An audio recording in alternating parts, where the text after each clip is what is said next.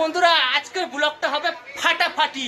তার মানে কি মা বিপত্তারিণী এই ধাগা বাঁধা, সেটা হচ্ছে মা বিপত্তারিণী পুজো। তো চলো আজকে সবার প্রথম এখানে আছে, সবাইকে দেখে নাও।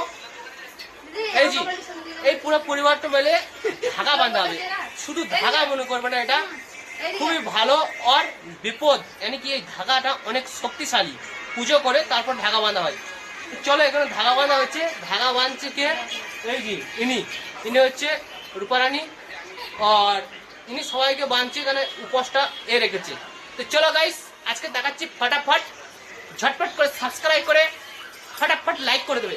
চলো এই দেখো আমাকে দিচ্ছে, দেখো দেখতে থাকবে। তো চলো এখানে কি কি আছে আমি দেখিয়ে দিচ্ছি। সবার আগে এই যে পুজো হচ্ছে, সিঁদুর আছে, এটা হচ্ছে বেলপাত, এটা ফুল, এটা হচ্ছে ধূপ ঘাস, দেখো। আর এখানে আছে সবকিছু আইটেম বানানো হয়েছে, তারপর দেখাবো আমি কি কি আছে এখানে সবকিছু। এই যে যেটা হচ্ছে মেন জিনিস, এই যে ধাগা, এই দেখো এটা ধাগা না, এটা অনেক দামি জিনিস যাকে বলে আর কি, অনেক শক্তিশালী।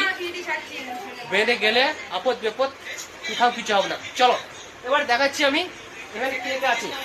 এনারা হচ্ছে 4 বোন 5 বোন, তার মধ্যে এখানে 3 জন আছে, রূপা, তুফা, টুম্পা। চলো এখানে দেখো এই বাচ্চা কাচ্চা আছে সবাই, এরা সবাই কিন্তু ধাগা বাঁধার জন্য রেডি আছে।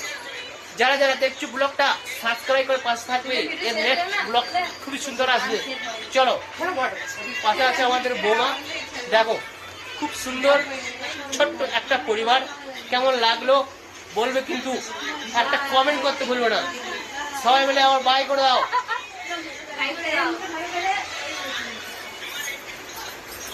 এই হচ্ছে রূপারানী,